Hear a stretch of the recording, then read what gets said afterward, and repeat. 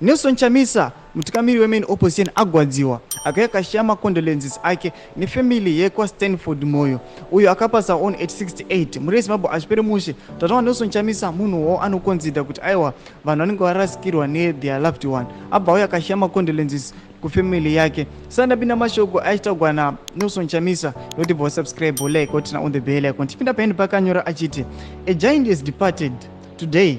We laid to rest a veteran and illustrious lawyer, Stanford Moyo, 68, the first African to hold the post of president of the International Bar Association, IBA. He was chairman and senior partner at Scarlett and Holderness, a giant in the legal circles, a man of formidable legal intellect, inspiring achievements and enduring influence, who stood for values, integrity, and human dignity.